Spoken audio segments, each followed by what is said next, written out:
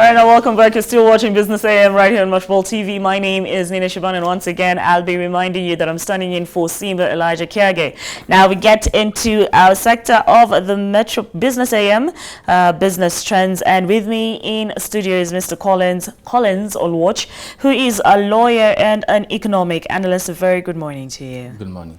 All right, I'd like us to just go through, I think we have a number of factors, like 4 of them, and the first one, of course, being what is going to be happening tomorrow. And we're talking about the fiscal budget for the financial year 2019-2020. Just to bring you up to speed, it is important to know that the government has commenced the implementation of priorities under the Big Four, quote-unquote, plan aimed at accelerating industrialization and transforming the lives of all Kenyans. Before I get to my main question, sure. From where you sit, what do you think will come out from the budget reading tomorrow? Thank you so much for this opportunity. As you've said, the government has kickstarted the efforts towards realizing the Big Four agenda. For me, the problem is not really just allocation of funds for Big Four. It goes beyond allocation of funds, because in this country, we've been in a place where funds are allocated to different state bodies, and then you see misappropriation of funds. And so that's what I'm expecting tomorrow, to see huge numbers trickling into places where we've not had accountability for funds that have been allocated there before. Equally, the public wage bill that we have, and then we have the huge debts that we've been able to ask. We could not even fund our own budget. We had to ask for another Eurobond to help us fund for another budget. And so for me, I look forward to looking at huge numbers tomorrow, particularly as I see the huge numbers, I want to see tangible development and tangible allocation of, tangible results after funds have been allocated to different state bodies. All right, and with that said, what sector are you keen on when it comes to the budget reading tomorrow? To the budget reading, I want to look at the Big Four, and I've seen a lot of funds have been allocated more so to industrialization, to health, and to affordable, rather to food security. Food security, health, manufacturing, and affordable housing. And affordable housing. All right. When you talk about food security, you see, I think they're allocating at least 1.7 billion to food security. In a time where now we are going to face, there's a looming hunger crisis that is coming on us. That we've had drought, we've had famine in this country, and we've had a CS for agriculture in the same government, not having clear policies to see to hit how we realize food security, and still going to allocate a lot of funds. Yet farmers have not been able to get subsidies, they've not been able to get fertilizers. I want to see if we are going to allocate money for food security. I mean, let farmers at the mashinani be able to realize the same thing that the government is reading this other side. When we are talking about industrialization, we are having a time where, I mean, a lot of manufacturers are facing a lot of hurdles with regards to realizing manufacturing as one of the agendas of the government. For instance, it's hard for you to remove commodities from Kisumu to all the way to Mombasa. You're going to pass through at least 10 counties. If you're going to go through 10 counties, it means you're going to be levied 10 times as you move from Kisumu to Mombasa. And so it becomes so hard for a manufacturer to even be excited to locally grow and to locally take their commodities within the country. And so the government should equally, even in as much as they want to pass a budget to promote manufacturing, should equally look at policies that are going to help and supplement the budget that they are going to pass. But more importantly, I mean, we should have a sober and an honest conversation with regards to accountability of funds that are being realized in our budget, because it's not sustainable and it's not tenable. All right.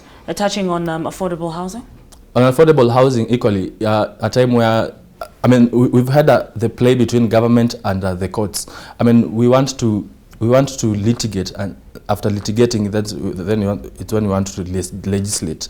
Litigating to legislate, and it's not making sense. For instance, the 1.5% housing levy that was introduced, I mean, you'll note that it has been suspended by the courts. It has to be realized.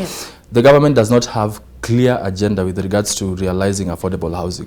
They are saying they want to construct 500,000 units by end of 2021. It's not realistic. To mean, at least today, they should have constructed about 4,000 houses. All right. You assures me that they're not going to do that. Okay. You've just mentioned that it's not realistic. Let's take a look at the Big Four agenda in general, holistically. Sure. Is it over-ambitious? Do you think this Big Four agenda that was introduced, or rather this is the legacy of the sitting president at the moment, is it to you, do you see it like it's over-ambitious?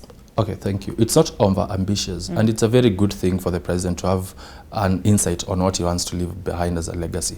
The problem with him is that he woke up one morning and came up with 4 things and told Kenyans, you have to consult people. And at the core of the Constitution, it talks about public participation. And public participation, as I understand it in the Constitution, it's something that is progressive. That it means that at every stage of you coming up with the decisions, you should be able to involve Kenyans and for them to work with you, share your visions with Kenyans so that we can work together. We have a president who came and announced 4 agendas as his Big Four agenda to see to it that he leaves a legacy. Where I'm fine, for instance, the Minister for the CS for Health is not aware on what to do with regards to universal health care. The CS for Agriculture is not even aware on what to do with regards to food security. I mean, if we had a multi-sectoral approach towards this Big Four agenda where all stakeholders are convening and they're discussing how they are going to be able to realize this thing. But you go to forums where the forums that are graced with the CSs and state officials, and all they talk about is Big Four agenda. But ask them, what are you doing in your docket with regards to realization of Big Four agenda? They go blank. I mean, as far as they're concerned, it's what the president said, and it's the 4 things: manufacturing, affordable housing, the 4 things. That is what they are concerned with. They are not concerned with how to realize it. For me, the president will sit down and consult people. It's very pragmatic how to realize the Big Four agenda. But even beyond Big Four agenda, at the core of this country are the youth. And the Big Four agenda does not really speak to them. Yeah. You should speak to how you put money behind the pockets of the youth. And when you talk about manufacturing, for me, the longest thing I've always held is that for companies, let companies be taxed less if they're going to employ a certain percentage of youths. There you're going to encourage companies in Kenya to start up and SMEs to start up and equally to employ youths. You're going to say that for every young person who is going to come up with an SME, grant them a tax grace period for, let's say, 2 years. For them to see to it that the businesses that they've started, they've been able to grow, and to have an incubation period for 2 years, that they're not chasing government and chasing KRA here to fill returns and, all those bottlenecks. That we are saying, with regards to agriculture, if you want to endear the youths to invest in agriculture, grant them fertilizers for free, and equally provide a sustainable market for them. That when we are going to grow, for instance, tea, I don't have to export my tea, I don't know where. Let us create industries here if you're talking about manufacturing and industrialization. For purposes of value addition. That's it. I mean, create industries here, create employment, and for even citizens to be able to see that what I'm investing in it, at the end of the time, in the fullness of time, I'm going to see pragmatic results. And so for me, it's a good agenda for the president to have an insight on what he wants to leave behind as a legacy, but it equally shouldn't be so much invested into it. I mean, it should be realistic with regards to it. His lieutenants are not seeing the vision that he has. All right. Well, we'll be waiting to hear what the Cabinet Secretary of Treasury will be presenting to us tomorrow, and we'll have this conversation once again. Moving forward, this is why I hate technology sometimes. All right, I'd like us to move forward to Kenya Airways that plans to double its fleet over the next 5 years. Now, Kenya Airways, just to bring you up to speed, plans to double its fleet over the next 5 years despite recording losses. Now, the Kenyan airline, which is 48.9% government-owned and 7.8% by the Air France KLM, restructured $2 billion of debt in 2017 and is opening new routes as it seeks to return to profit. Let's talk about Kenya Airways for just a bit, looking at the history of the company. What sentiments do you have when it comes to KQ? This is the pride of Africa. Yeah, it's the pride of Africa, and so I must be passionate about it. But it does not live to what we used to identify KQ with. I mean, KQ has faced a lot of problems in the past, and now, as we are talking, the CEO, Sebastian Mikotsi, issued a resignation letter that is going to leave office, I think 31st December. Yes. And you see all these things that are happening to KQ. And they've reappointed Michael Joseph. Oh, I wasn't aware. Yes. They've reappointed Michael Joseph equally. Michael Joseph, yes. I mean, the thing stems more than even what is about leadership. of the KQ. I mean, for me, I think is the people we are competing, KQ is competing with. Look at them, Ethiopian Airlines, Qatar, all these people, all these airlines are fully owned by the government. And then if they're fully owned by the government, KQ, which is 87% owned by the government, cannot marshal up to what they have. And then KQ has a lot of liberty. I mean, us as a country, we have a lot of aviation airspace liberty that other airlines can fly in and take our people and fly out anytime they want. But look at this country, we don't enjoy the same in other countries. I mean, and it becomes so hard. One, I've talked about the shareholding, that it should be 100% owned by the government. And when it's 100% owned by the government can come and sit down and talk to us that KQ for these 2 years should not be taxed. If they're not going to be taxed, let them be able now to realize the visions that they have, not changing leadership of the system. You're even disrupting the staff at the end of the day, because a leader will come with a policy, after 1 year realize it's not realistic, leaves office. Another one comes after 2 years, realize it's not realistic, they leave office. And so there's nowhere we're hiding with that. Where do you think the loophole is when it comes to KQ? The loophole for me has always been the staff. The leadership has not always been in touch with what is happening to the staff. And you realize last year when the staff striked, and they had a lot of array of issues that they were raising on how they've been remunerated, how they're being motivated at work. I mean, it's not a good environment for a staff member at KQ to be able to enjoy what they're doing. And so when you motivate the staff members of KQ, I mean, you're touching at the core of what they're doing. So they'll be passionate about turning to job, they'll be passionate about turning up for work. And so it reflects at what the airline is going to realize. Equally, I've always been talking about recapitalizing of KQ, because they've been able to realize tremendous losses. And so we need to inject new capital in it. And as I'm talking about investing new capital into it, this is what I'm saying, the government should come and fully own the airline. All right. And not privatization. Okay, so do you think that it's a bit contradicting the fact that they are planning, they're making huge plans, but at the same time, they're making losses? They're making plans to increase their fleets. As of today. As of today. They're going to, the new destinations are going to be Italy and Geneva. Ethiopian Airline has 100 fleets. 49 of them are on order.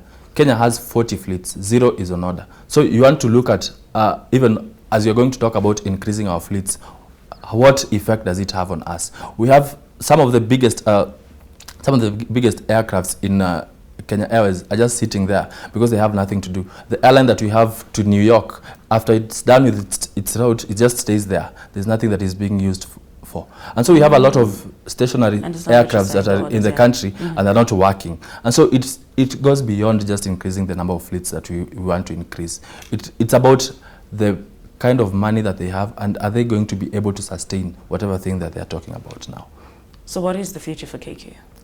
The future from where you're sitting, especially even now that Michael Joseph has been reappointed. I mean, when you look at Michael Joseph and when you hear Michael Joseph, you're looking at the success in Safaricom, and everyone thinks he's one of the main brains behind the success of Safaricom.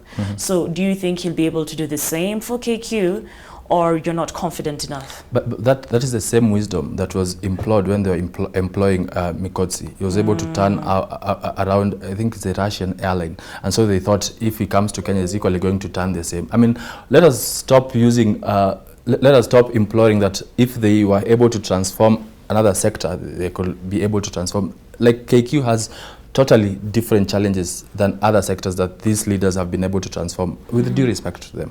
For me, it's beyond the leadership and changing the leadership of KQ. For me, it's about the state coming out and to bail KQ as an airline. Otherwise, we are going to still regurgitate leaders at the helm of this airline, and nothing is going to change. All right. Now, I'd like us to take a look at, all right, yes. Let's cross over to international news. Now, President Emmerson Mnangagwa said Zimbabwe must have a new currency by the end of the year. The finance minister, who is Mthuli Ncube, said in January that Zimbabwe is in the grip of a severe dollar crunch that has caused shortages of fuel and medicine, which is a very important commodity. They would have a new currency in the next 12 months. Zimbabwe abandoned its own currency in 2009 after it was wrecked by hyperinflation and adopted the greenback and other currencies such as sterling and South African rand, bringing the conversation right here, back home. Sure. Kenyans are not appreciating the fact that Patrick Njoroge's sign is in the new notes. After he resigns, will the next governor bring in new notes as well? And as well put in his signature on them? What are the standard measures for creating these notes? Okay, thank you. I'll tell you, it's not Njoroge who woke up one morning and decided that on 1st June he wants to launch the new currency. This is what Kenyans wanted when they chose the new constitution. I mean, it's embedded in Article, I think, 127 of the constitution about the new currency and finance bill and all that. And so it's in accordance with the constitution how he acted to bring out the new generational notes, currencies. Equally, the CBK Act, I think Section 13A, talks about how the governor may choose to seal the new currency, either by a signature or to even pass it to someone else to do that. It can equally say the president, he may donate his powers to the president and say the president may put his signature on that. And I think other notes used to have the signature of the president. And he can be able to choose that. So those are the options that are available for him at the CBK Act. And so when he decided to place his signature, he was totally within the parameters of the law. To say that if his term ends, the new president of CBK is going to release new currencies, I mean, it's not possible because the constitution does not provide for that, and it just allowed for new generational notes, unless we as Kenyans decide to amend the constitution and to foresee a situation whereby we are saying we are not comfortable with the notes as they are now at the moment, then we can be able to talk about the conversations about changing. But equally, not departing from the conversation of the new currency, I mean, it will interest you to note that the constitution talks about portraits on the new constitution and talks about now us putting in place symbols that embody the spirit and the spirit of the Kenyans and the citizens of this country. And so the constitution, the new currencies ought to have been read and ought to have been formulated together with the museums and National Museums and Heritage Act that stipulates things that are of heritage to us as country. And the debate out there has been, why do we have the portrait of the founding president as in the new currencies? And this is the matter that is now in court. Okiya Omtata petitioned, and equally Simon Bugo petitioned in court to have the new currencies withdrawn until the portraits of the founding president are removed from the currencies. What are your sentiments? Where do you stand when it comes to that conversation?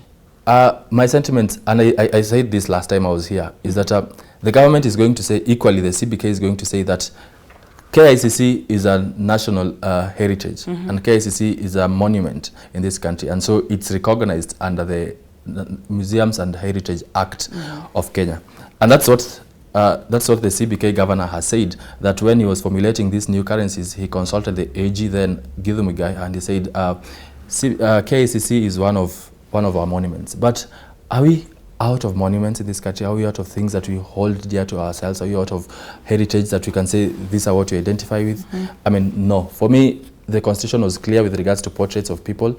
We cannot lack what we can place on the currencies, even if it's tea or Nandi Hills or anything. I mean, we have a lot of them to replace with a portrait of the founding president. All right, now let's go back to Zimbabwe. Do you think that they'll be able to usher in the new currency by the end of 2019? I mean, Zimbabwe... Looking at the state of the economy in that particular country. Okay, Zimbabwe is different from Kenya. Yes. For us, as we are talking about compliance with the constitution, theirs is something totally different. They ruled out their currencies, I think, as late as 2017. They stopped using their currencies because of what they are facing as a country. I mean, with the new leadership in Zimbabwe, I mean, I think they can be able to realize it. There's a lot of synergy now. Is it really new leadership, considering this was Mugabe's vice president? I know Mugabe's vice president, but I mean, give it to the man. I mean, he has policies that are so different from Mugabe. And so I think there's that new fresh breath in Zimbabwe now, that they are enjoying the new leadership that is there. And so I think for me, the synergy that is the Mnangagwa is enjoying can be able to realize this. But equally, they should not really be overambitious and overzealous with regards to realizing this. I mean, it should be realistic and progressive. Let them have a plan in place to see to it that they are phasing out the currencies that they've been using transitionally as they bring in their new currencies in place. Okay, we are running out of time. I'd just like us to take a look at one last topic, And this is farther away from Africa.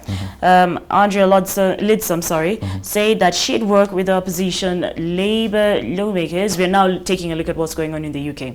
So Andrea Lidsom said that she's going to work with the opposition Labour lawmakers to chart the UK's future relationship with the European Union if she succeeds Theresa May as Prime Minister. And Theresa May just resigned a few days ago. She still stands as Prime Minister until new leadership checks in. Now, her aim is for a managed exit, the quote-unquote managed exit, keeping the less controversial bits of May's deal with Brussels. She said, conceding that if the EU rejects her approach, Britain would leave the bloc without agreement. Question is, how does this affect business in Africa? Sure.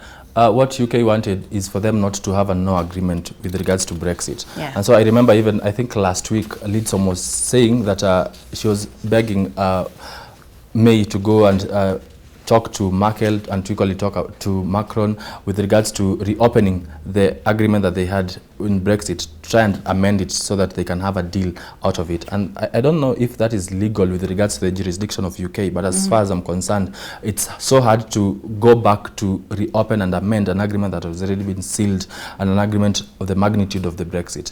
I mean, what I'm looking at is